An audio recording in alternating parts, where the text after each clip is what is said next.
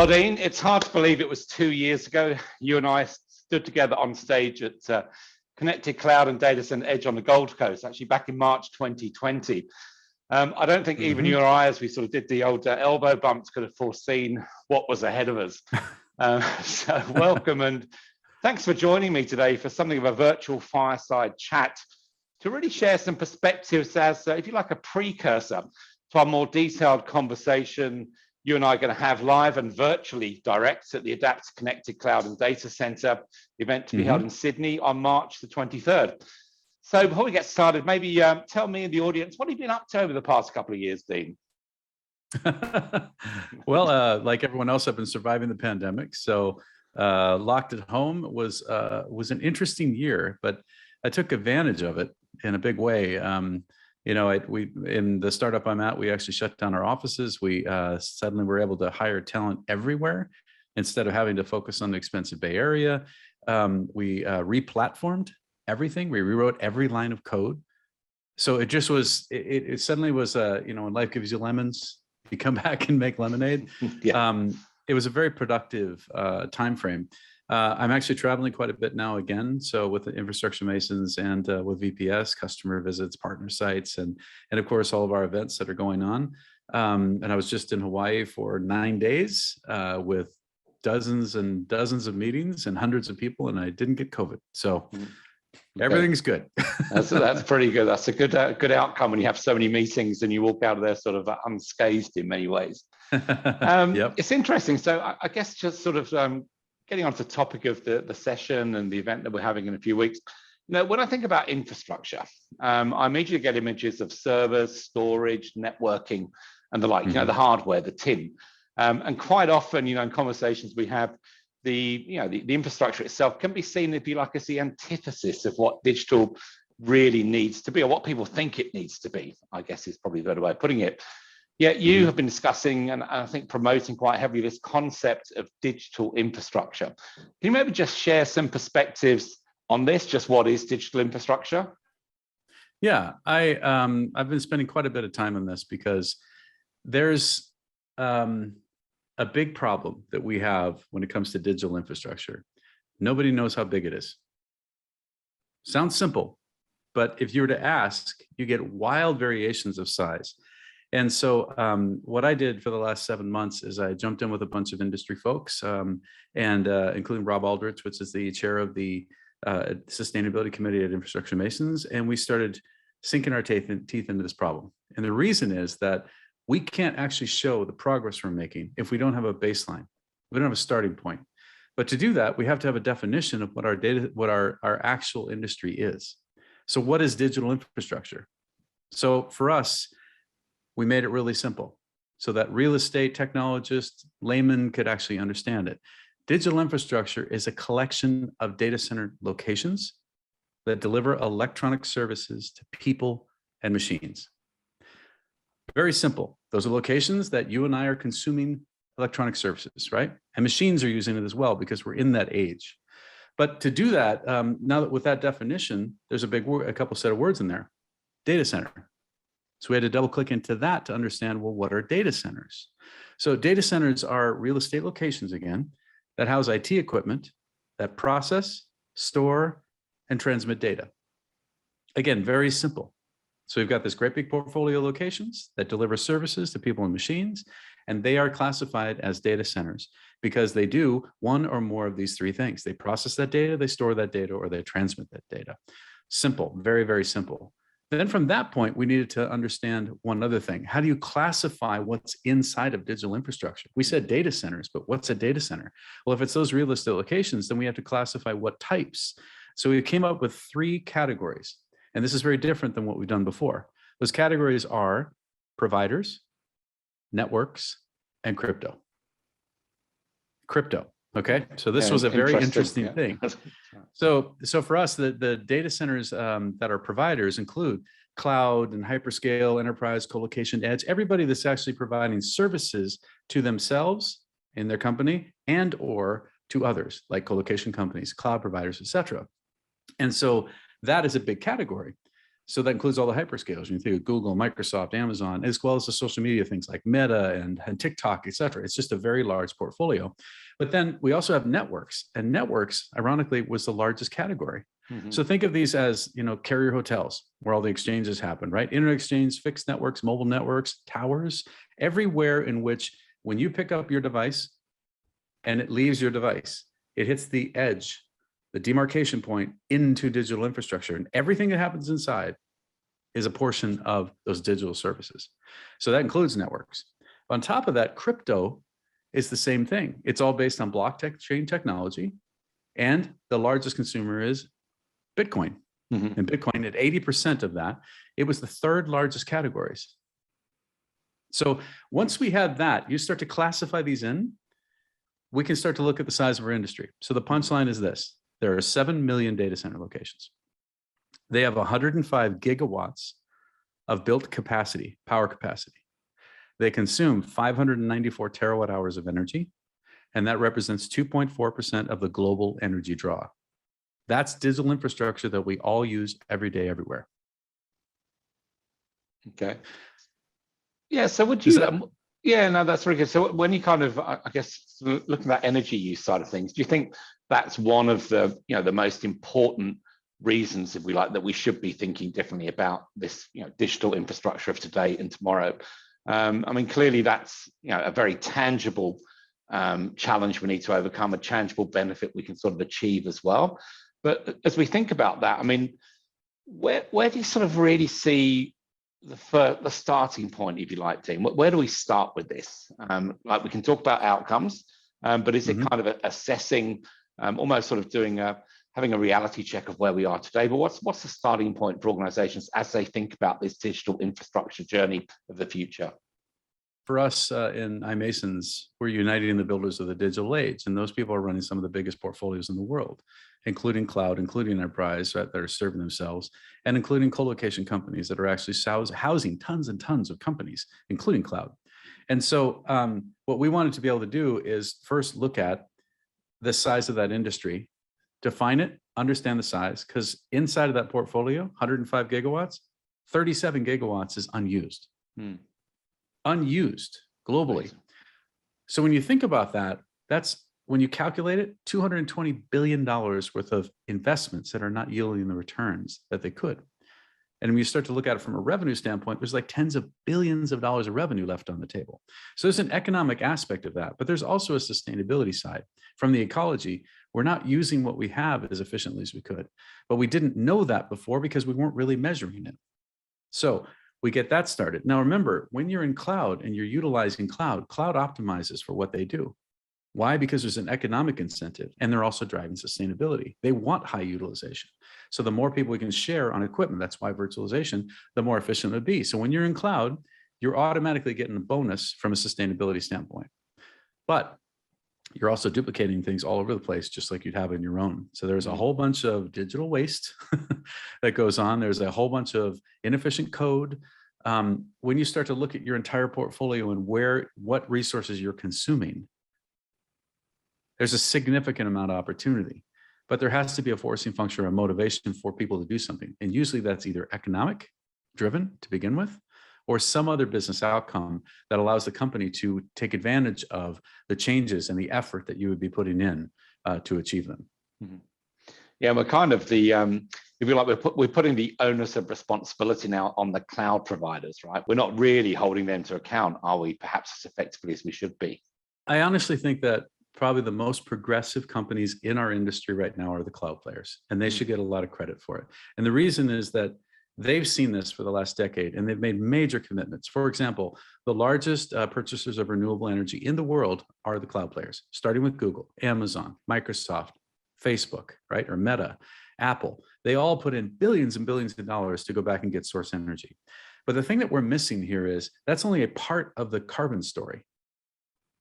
So when you look at digital infrastructure, now that we've framed it up, if we were to align as an industry on that standard, and we started to now focus on what the embodied carbon and the consumed, right, energy and its associated carbon was, we could have real-time tracking of the carbon footprint for digital infrastructure globally.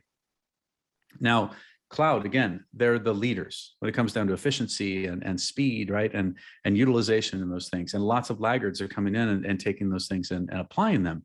But when we start to look at the whole thing, everybody now sees that what you can measure, you can change.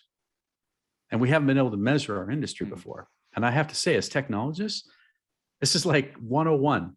We should be able to use technology to drive the outcomes we're looking for, which for us, everybody's aligning around sustainability and how we can do our part to actually help the planet. So even though we're 2.4% of the global energy draw, we will increase. Because by the way, there's a forecast of 20,000 megawatts of new capacity over the next 4 years that will be deployed on top of the 105. That 20 gigawatts is associated with India, LATAM, and Africa. Mm-hmm. If we perpetuate the problems we have here, we just have the same inefficiencies around the world. We have a great opportunity here to come together to do something different about that. Mm-hmm. So the concept here that I'm thinking is I wrote an article about this in Interglobix magazine, and it has the concept of a carbon sticker. A carbon sticker. Just imagine like you have a nutrition label inside of a food item that you go in and buy at the store. You know what's in it. You know the salt. You know the sodium or all the other elements. What if you knew the embodied carbon? This is concrete, steel, plastics, copper. You knew what was actually built. And from there, you now have a base embodied carbon for the data center. Then you have the equipment inside of it that's consuming energy, and you know that source energy. Mm-hmm. So you can have a real-time accounting of embodied plus source energy. And you could have now a carbon tax that's associated with any traffic that's going through that data center. Because remember, there are 7 million locations. Every one of them has a unique street address, which means we can get rid of duplication. That means that data center will have a specific carbon footprint that could be registered to be able to know in real time what carbon is being emitted for the actual consumption of digital services. Okay. That concept for me is the way we really move the needle. Yeah, I mean, to really look at it at that very granular level, I think is critically important. And as you say, if we have visibility, we can then measure it effectively, right? And that gives us the visibility we need to measure and then act effectively on this as well. Mm-hmm. I guess shifting gear a little bit now, Dean, as well as leading infrastructure masons, you've been responsible for several very large sort of global initiatives within large global organizations, Uber Metal, eBay Foundational Services, now CEO at Virtual Power Systems. I'd love to get some of your thoughts as a leader within these organizations. We're seeing one of the most significant skill shortages we've perhaps ever seen here in Australia, right? Mm-hmm. We're so heavily reliant on immigration. Our borders have been shut for the best part of 2 years now.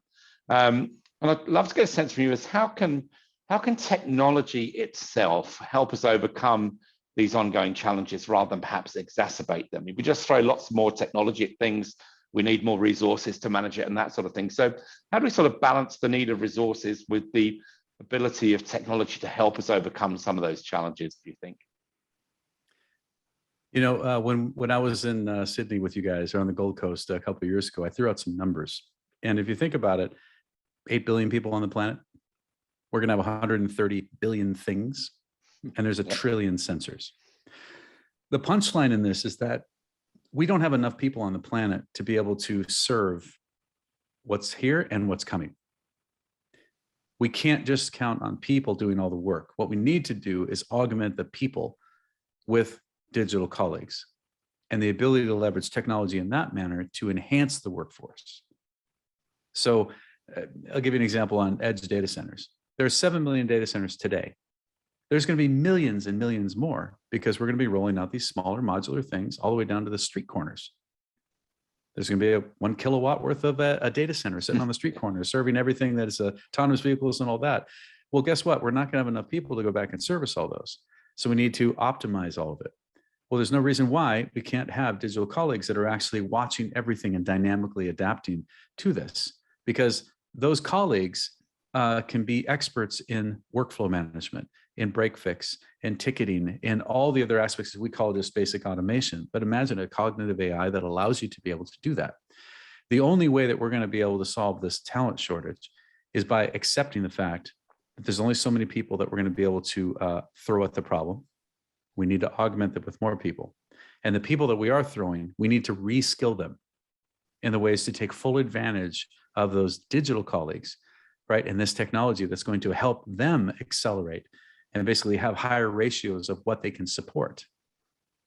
Okay. So to me, this is one of those realities that people have a hard time facing. I'll just keep either throwing money at it or I'm gonna throw people at it. You're gonna run out of one or both. Yeah, that's good. I like that concept of the digital colleague. We hear a lot about digital twins, but I like digital colleague. Sounds good to me as well, Dean. Now, over the past 2 years, 2 or so years since you and I met, I've hosted so many executives. Like we talked about a lot of things here today, but so many of the audience will have a connected cloud and data center are struggling, if you like, to show value, right? We use the old metrics. We have ROI, we have TCO and the like.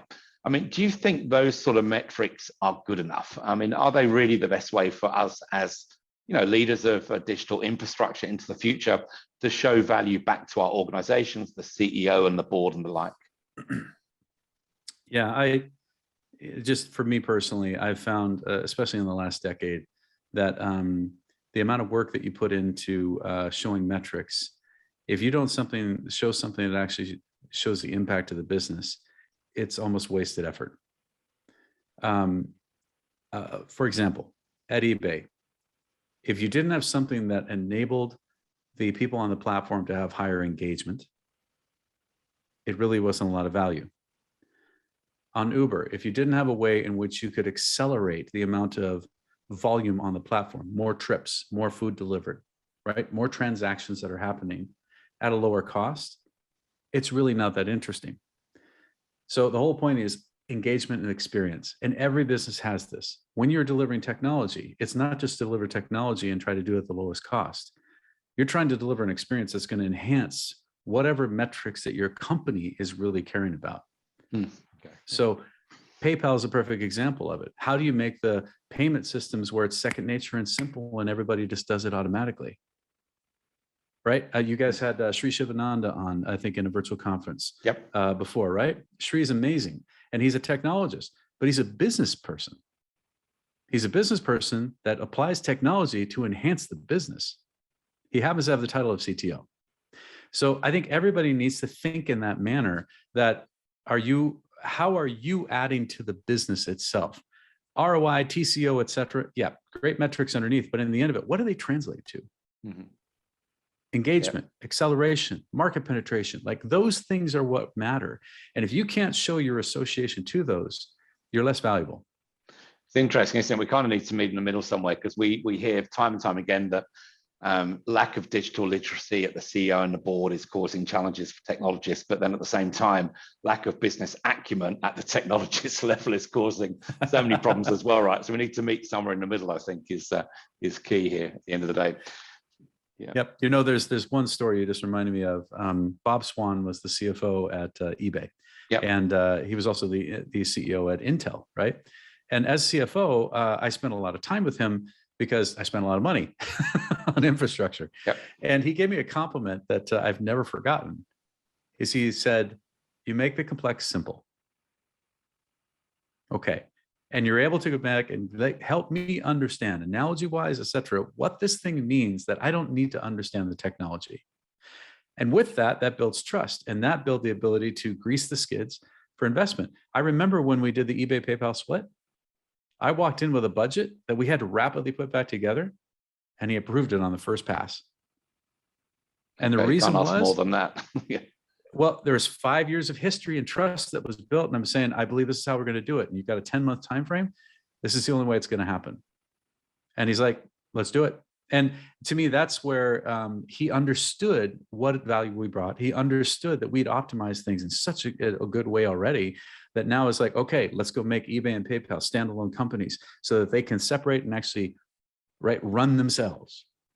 Huge project. But to me, it was still that ability to be able to have a conversation that isn't making the other person's eyes glaze over. It took me a while to learn how to do that. Okay, yeah, it's certainly an art form, and a lot of trust involved there as well, Dean. I think at the end of the day, it's critical. Dean, as always, it's a pleasure to chat and debate these topics, and indeed much more. We and the audience in general look forward to seeing you virtually on stage next month. Thank you for joining me here today. Absolutely. I'm looking forward to seeing you. Wish I could be there in person, but we'll do the next best thing. Oh, next best thing. The borders are opening, Dean. So we'll see you here again soon, hopefully. Excellent. All right, Gold thanks a Coast, lot. here I come. Yeah. Thanks, Dean. Good to see you.